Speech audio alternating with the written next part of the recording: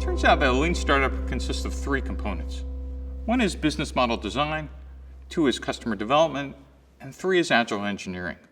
And these three components help startups become incredibly efficient, reducing the amount of time to get the first product and reducing the amount of cash necessary to build that product. So in a lean startup, we really know something quite different than a large company.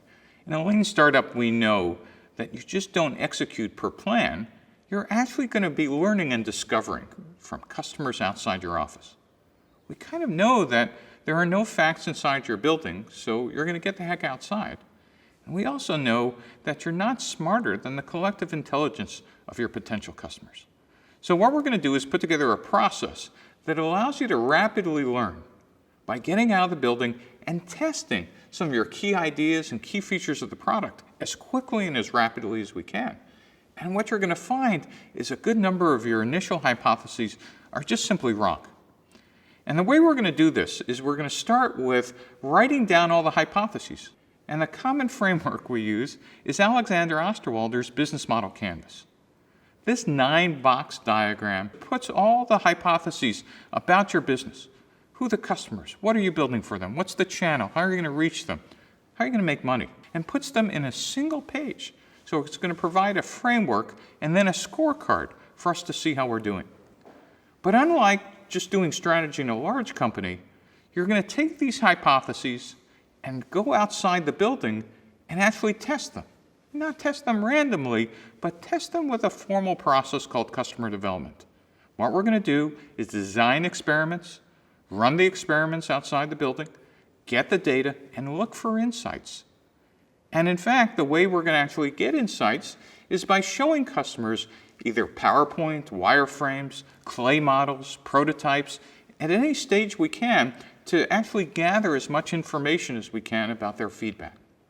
And one of the things we're going to find out is that there are two unique things we do in a lean startup. One is when our hypotheses turn out to be incorrect, instead of firing people, we actually get to change those hypotheses. And these are called pivots.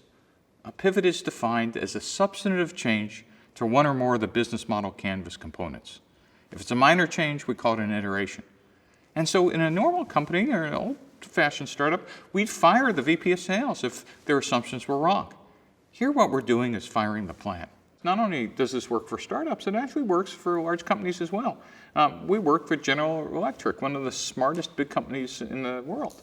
And GE was about to commercialize some of their high-temperature sulfur battery technology. And they wanted to offer these batteries to other companies for industrial applications. And they had done a great market research report and had pages of here's where the product should go. And the CEO was going to give the general manager, Prescott Logan, $100 million to just go build the factory and go execute, hire the staff and whatever. We have the technology and here's the report. But Prescott luckily said, you know, this doesn't feel right. This doesn't feel like an existing business. This feels like a startup. And we ought to check our hypotheses. And so Prescott Logan and his customer development team flew around to almost every continent, in fact, every continent in the world, including Antarctica, and discovered that the requirements actually differed by industry segments. Substantially enough is that if they would have had a standard factory making standard product, they would have sold none of them. Because different customers required different packaging, different cooling, different connectors, and none of this was visible from inside the building. After 18 months, they figured out who the customers were, what they wanted, and then built the factory. And now, a couple of years later, they have backlogs for the next 3 years. And so what we now know is that no business plan survives first contact with customers. That means we wouldn't know whether we were right or wrong until after we shipped the product and customers gave us feedback. And by then, we've burned lots of time, lots of money, and potentially are out of business. But imagine if you had a process that allowed you to quickly iterate and incrementally build the product a piece at a time, for each increment, learning and discovering whether you were on the right track. What's the right track? Do you have the right customers for the right features, which we call product market fit? Do you have the right distribution channel?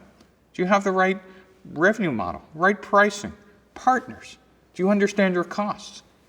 We have a process now to test each one of these incrementally, cheaply, and quickly.